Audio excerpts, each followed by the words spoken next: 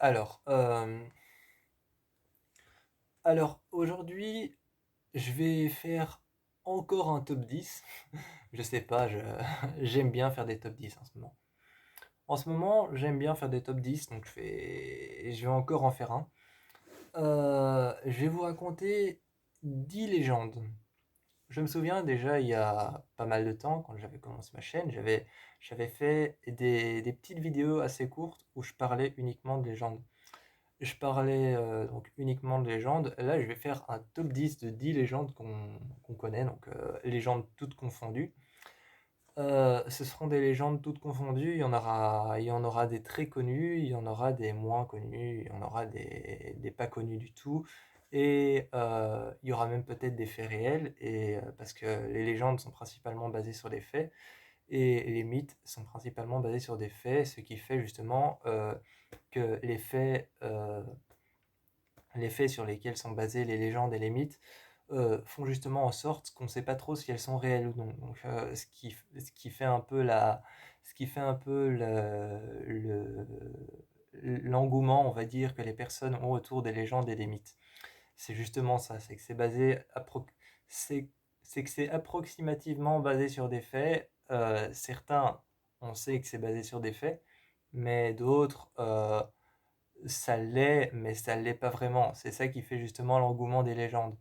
C'est qu'on ne sait pas trop, mais les légendes et les mythes sont basés sur des faits, donc des choses qui sont arrivées, ce qui fait justement qu'on ne sait pas trop. Première légende, on la connaît tous, hein, c'est la Dame Blanche. Première légende, on la connaît tous, la Dame Blanche, cette fameuse Dame Blanche. Alors là, la malédiction de la Dame Blanche, oui, la Dame Blanche, en fait, on la confond souvent avec Bloody Mary. Et c'est ça qui est assez... Enfin, moi, ça m'énerve. Moi, ça m'énerve, mais la Dame Blanche, on la confond souvent avec Bloody Mary, et c'est pas du tout la même chose. Alors, la malédiction de la Dame Blanche. Déjà, la Dame Blanche, c'est une malédiction. Enfin, je prends pas ça au sérieux, je prends un ton sérieux parce que je vous raconte quelque chose, c'est tout. Je prends un ton sérieux parce que je vous raconte quelque chose, mais sinon, je prends pas ça au sérieux du tout. Moi, c'est un mythe, c'est un mythe basé sur des faits qui sont peut-être arrivés, et c'est justement ce qui fait l'engouement d'une légende. Je vous l'ai expliqué, mais je prends un ton sérieux parce que justement, je vous explique ce que c'est. Alors, la Dame Blanche, en fait, c'est une dame, autrefois appelée la Dame Blanche, qui, en fait, euh, son mari l'a trompée. Donc son mari l'a trompée. D'ailleurs, pour ceux qui ont vu La Malédiction de la Dame Blanche, le film, je ne reprends absolument pas les faits du film. Je ne reprends absolument pas les faits du film, mais en fait, on se trompe souvent entre Bloody Mary et la Dame Blanche parce que ça y ressemble. Mais la Dame Blanche est une femme qu'on appelle aussi la femme qui pleure, ou alors la Dame qui pleure. Et en fait, quand on entend la Dame qui pleure, elle vient chercher tes enfants. Pourquoi? Parce que la Dame Blanche a justement noyé ses enfants à cause d'une trahison. À cause d'une trahison, elle a justement noyé ses enfants. Et on dit que quand on entend la Dame qui pleure, quand on entend le chagrin de la Dame qui pleure, elle vient chercher tes enfants pour remplacer les siens qu'elle a malheureusement noyés. Parce qu'elle s'en est voulu tellement fort, en fait. En fait, elle a noyé ses enfants et elle s'en est voulu tellement fort après s'être rendu compte de ce qu'elle a fait, elle s'en est voulu tellement fort qu'elle s'est jetée dans l'eau par la suite. Et après s'être jetée dans l'eau par la suite, en fait, elle est devenue une sorte de fantôme, hein. Elle est devenue une sorte de fantôme, une sorte d'esprit malveillant qui vient chercher les enfants. Et quand on entend la dame qui pleure, c'est qu'elle vient, euh, c'est qu'elle vient te chercher. Ensuite, on a Bloody Mary. Alors Bloody Mary, c'est différent. C'est une femme qui s'appelait autrefois Mary. Donc c'était l'histoire d'une femme qui autrefois s'appelait Mary. Enfin, elle s'appelait pas Mary, mais elle s'appelait Marie. Et oui, encore une fois, on a une grosse blasphémation. J'adore les blasphémations. Encore une fois, on a une grosse blasphémation. Et les blasphémations, c'est quand tu contredis Dieu ou alors tu fais quelque chose. Une blasphémation, en fait, c'est quand tu contredis Dieu quelque part, genre Dieu en enfer et le diable au paradis. Voilà, ça c'est une blasphémation. Voilà, c'est la plus simple que je puisse montrer. C'est et Dieu en enfer, le diable au paradis. Voilà, ça c'est une blasphémation. Ou alors, après un enterrement, déterrer une, euh, une tombe et reprendre le cercueil qui a été mis en terre et le mettre sur le côté de la tombe. C'est une blasphémation, en tout cas on appelle ça blasphémer une tombe. Euh, donc voilà, alors l'histoire de Bloody Mary, c'est l'histoire d'une femme qui s'appelle Marie. Et en fait, elle devait se marier. Elle devait se marier et le jour de son mariage, en fait, elle s'est donné la mort. Le jour de son mariage, elle s'est donné la mort en face de son miroir. En tout cas, il y a plusieurs versions. Il y a une version qui dit qu'elle a été trahie par son mari le jour de son mariage, donc elle s'est donné la mort. Il y a une version qui dit qu'elle s'est tout simplement tuée et qu'elle s'est égorgée et qu'elle a fait ça en face de son miroir et qu'ensuite qu'elle est revenue dans les miroirs des gens et qu'on la voyait de plus en plus les villageois qui habitaient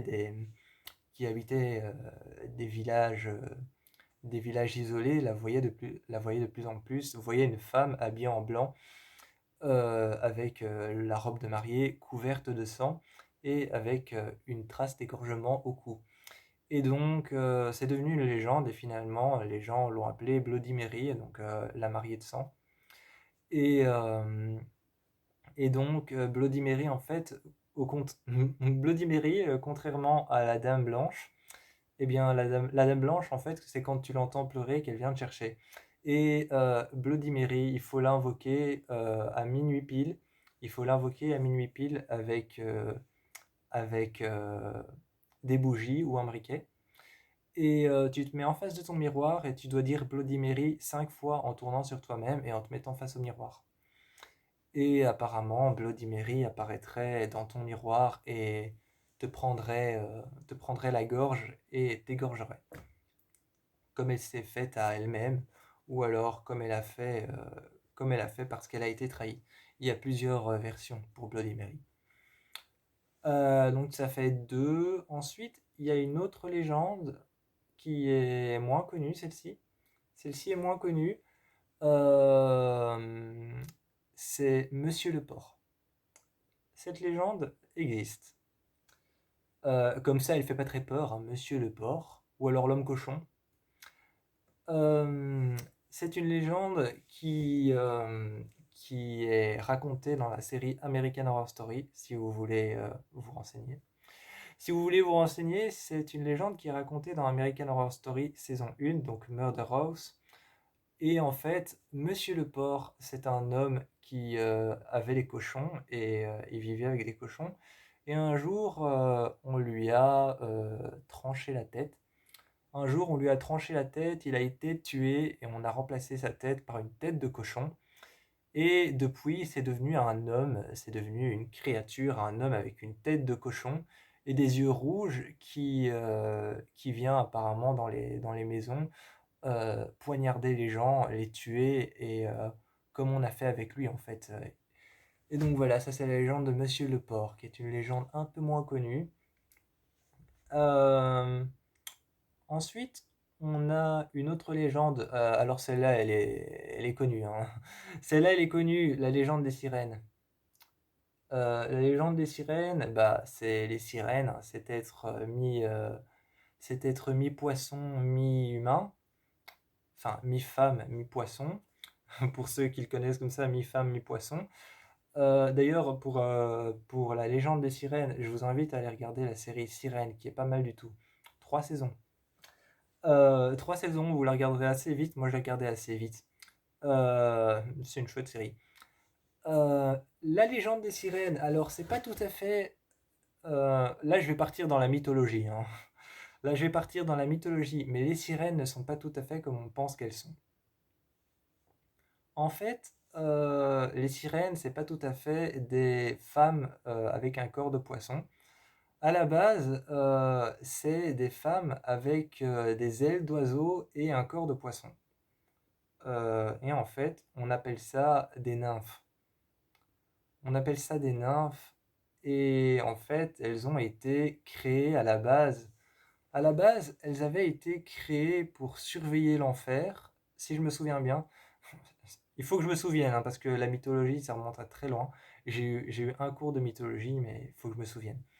Mais à la base, en fait, elles avaient été créées pour surveiller l'océan. Surveiller l'océan, c'est ça.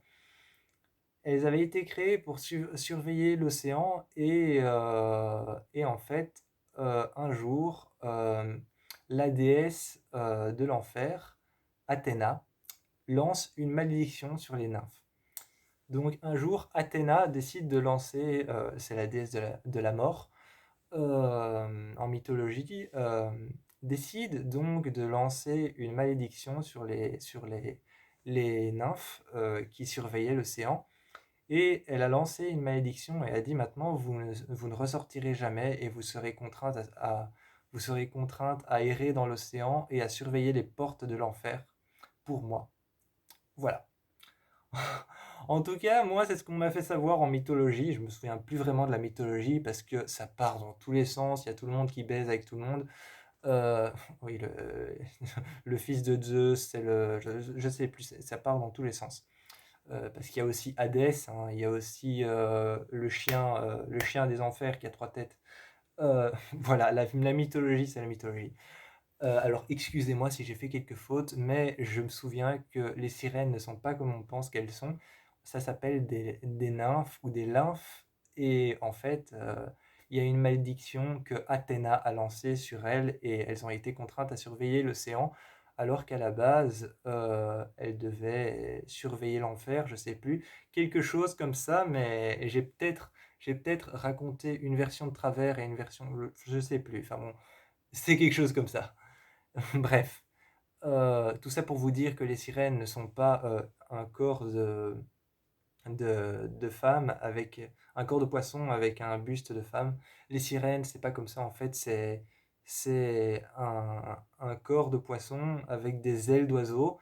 Et à la base, Athéna a lancé une malédiction sur trois jeunes filles qui devaient surveiller. C'est ça la vraie version, je me souviens maintenant. Excusez-moi, c'est mes cours de mythologie, il faut que je m'en souvienne. À la base, trois jeunes filles avaient été appelées pour surveiller l'océan. Et oubliez tout ce que j'ai dit, hein, parce que c'est mes cours de mythologie, ça m'a un peu embrouillé le cerveau. Euh, à la base, trois jeunes filles avaient été appelées pour pouvoir surveiller l'océan, mais comme l'une des portes de l'enfer se trouvait au milieu de l'océan, Athéna a décidé de lancer une malédiction sur ces trois jeunes filles pour les transformer en ce qu'elle appelait des nymphes. Donc elle appelait ça des nymphes, des femmes avec un corps de poisson et des ailes d'oiseau qui ont été contraintes malheureusement à surveiller la porte des enfers qui se trouve dans l'océan. Voilà, ça c'est la vraie version. Excusez-moi pour tout ce que j'ai dit, mais mes cours de mythologie m'ont embrouillé le cerveau parce que tout le monde baise avec tout le monde.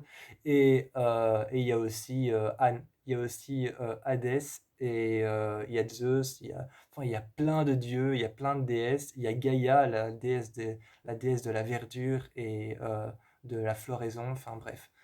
Bref, il y a plein de choses, donc ça m'a un peu embrouillé le cerveau. Mais c'est ça la vraie version. Ces trois jeunes filles qui ont été appelées pour surveiller l'océan. Et Athéna lança une malédiction sur elles et les transforma en des nymphes pour surveiller la porte des enfers qui se trouve dans l'océan. Voilà. Ensuite, une autre légende que j'aime bien. Euh, Il y a une autre légende que j'aime beaucoup aussi. On va plutôt partir sur un fait. On va plutôt partir sur un fait parce que des légendes, j'en vois plus là. On va partir sur un fait, alors aussi expliqué dans American Horror Story, toujours dans Murder House. Je vais principalement me baser sur American Horror Story et sur la saga Conjuring, parce que c'est dans ces deux choses qu'on retrouve le plus de faits qui ont existé. Dans American Horror Story, on retrouve principalement des faits qui ont réellement existé. Et dans Conjuring, principalement des légendes et des choses comme ça. Euh, le Dahlia Noir. Le Dahlia Noir, c'est l'histoire d'une jeune fille qui s'appelait, je pense, Agatha ou quelque chose comme ça. Et je crois qu'elle s'appelait Agatha et quelque chose comme ça. Je sais plus son nom. Enfin bref, c'est l'histoire d'une jeune fille qui était venue à Los Angeles parce elle voulait devenir actrice et son rêve c'était de devenir actrice. Et elle était venue à Los Angeles, à LA pour ça. Et justement, un jour, quand elle est venue à LA, on a retrouvé un corps mutilé, coupé en deux, avec, euh, avec un dahlia noir dans les cheveux. D'où le nom, le dahlia noir. Et donc, cette femme a été coupée en deux et retrouvée dans un fossé à Los Angeles, et l'enquête n'a jamais été résolue. L'enquête n'a jamais été résolue. Tout ce qu'on sait, c'est que apparemment, la jeune fille qui s'est fait couper en deux avait été due à des abus sexuels avec des mineurs et avait aussi fait du trafic d'alcool, de drogue. Et elle avait été aussi enfermée plusieurs fois. Elle avait été mise en prison plusieurs fois jusqu'à ce qu'elle soit libérée et qu'elle soit tuée et coupée en deux. Voilà, c'est l'histoire du Dahlia Noir. Et ça, c'est l'histoire du Dahlia Noir. C'est une vraie histoire qui a réellement existé. Il y a même des films sur le Dahlia Noir. Donc, si vous tapez le Dahlia Noir, histoire vraie, vous allez tomber sur l'histoire en fait. Euh, une autre légende cette fois-ci. Une autre légende cette fois-ci, c'est si je fais pas avec les doigts, c'est parce que je compte dans ma tête, hein. Une autre légende, c'est la légende du loup-garou fantôme. Enfin, le loup-garou fantôme, c'est une légende comme quoi apparemment en Allemagne, dans l'Allemagne de l'Est ou dans l'Allemagne du Nord, je sais plus, il y avait un loup qu'on voyait souvent debout sur ses pattes et qui marchait la nuit entre les villages, qu'on appelait le loup-garou fantôme parce qu'il sortait qu'à la pleine lune et on le voyait uniquement de très loin dans les nuages. Et certaines personnes ont essayé de le tuer ou de l'attraper, mais jamais personne n'a réussi à l'attraper, donc on l'a appelé le loup-garou fantôme. Voilà, ça c'est quelque chose qui est expliqué dans Annabelle 3, La Maison du Mal. Et c'est une vraie histoire, hein. Enfin, c'est un fait, c'est un vrai fait. Ensuite, il y a un fait qui existe aussi, c'est aussi un fait qui est un fait réel, le Wendigo. Le Wendigo, c'est un truc avec des cornes. C'est une chose avec des cornes qui, en fait, traîne dans les forêts indiennes. Je crois que c'est une légende euh, indienne ou américaine. C'est une légende amérindienne. Je me disais bien que c'était une légende qui avait un peu d'américain et un peu d'indien. C'est une légende amérindienne et en fait, dans les tribus amérindiennes, le Wendigo était vénéré comme un être puissant et comme un être très puissant. Jusqu'à ce qu'on comprenne que le Wendigo en fait avait un pouvoir. En fait, le Wendigo était autrefois vénéré parce qu'en fait, il ramenait les morts à la vie. Mais on a très vite compris que le Wendigo ramenait les morts à la vie, pas comme il se doit en fait. Les morts revenaient mais n'étaient plus eux-mêmes. Et le Wendigo est en fait une légende amérindienne. C'est les Amérindiens qui vénéraient le Wendigo et il avait le pouvoir de ramener les morts à la vie. En tout cas, de refaire revivre des terres qui n'étaient plus prospères et où la terre n'était pas bonne. Il avait le pouvoir de les faire revivre. Voilà. Donc le Wendigo, c'est aussi une légende qui est principalement connue. Il y a aussi un autre fait, ça c'est un fait totalement réel, c'est le fait de Roanoke. Alors l'île de Roanoke, je pense qu'on la connaît tous, hein. C'est encore quelque chose d'amérindien. C'est les Amérindiens, je pense, qui ont débarqué et qui ont migré vers l'est, vers le nord, et qui se sont installés sur les terres américaines. Et il y avait toute une,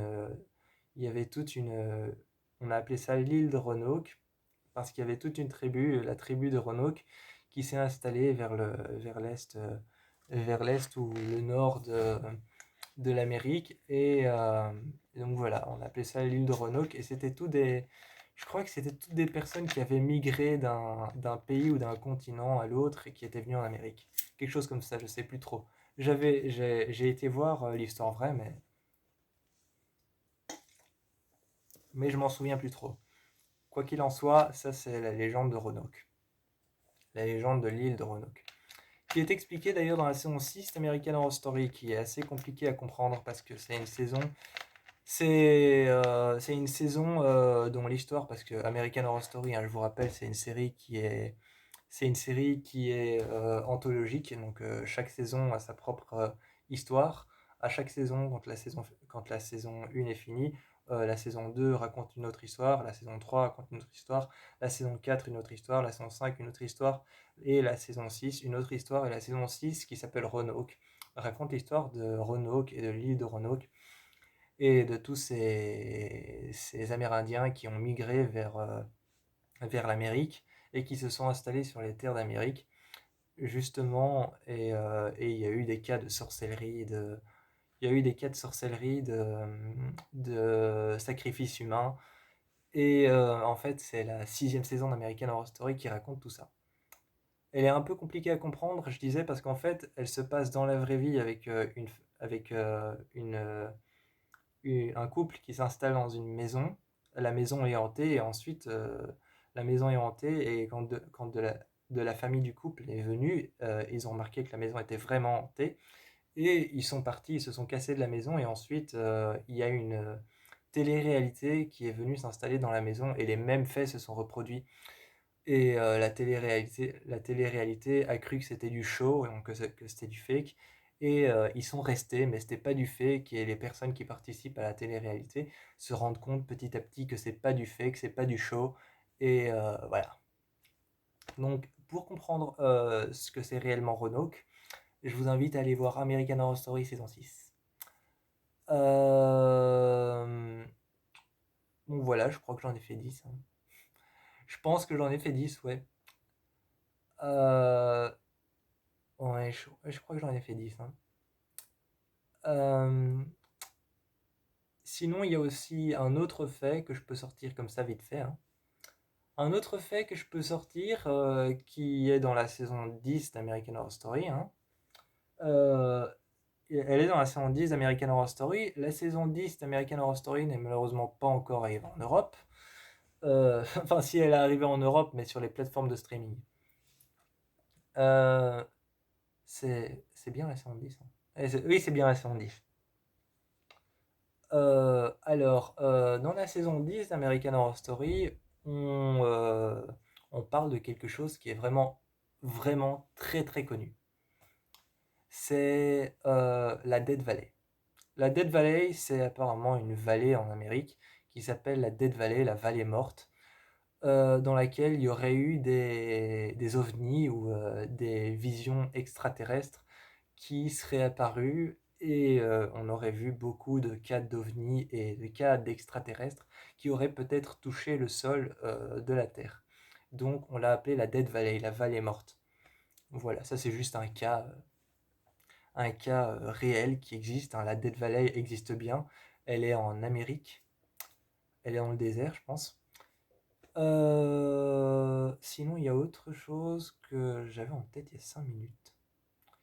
Ah oui, la saison 3 d'American Horror Story parle de quelque chose qui est ultra connu et qui en plus a une série aussi de 3 saisons. Je ne l'ai pas encore regardé, il faut que je la regarde. Le procès de Salem. Alors le procès de Salem, on sait tous ce que c'est des jeunes filles. C'est des jeunes filles qui habitaient la ville de Salem et à Salem au Moyen Âge, en fait, c'était pas trop ça, hein. Au Moyen Âge, c'était pas trop ça la justice, et certaines jeunes filles ont été pointées du doigt et ont été jugées à tort de sorcières et ont été pendues.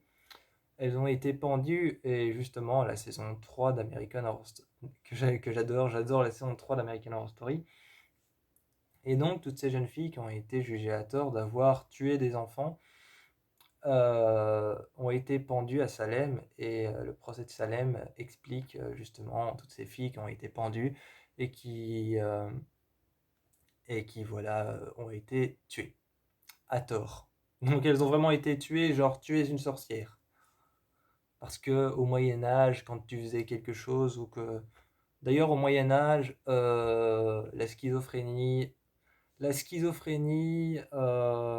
l'épilepsie et je pense la démence, en tout cas tout ce qui était maladie comme ça, euh, toutes ces maladies étaient vues comme une présence du diable en fait.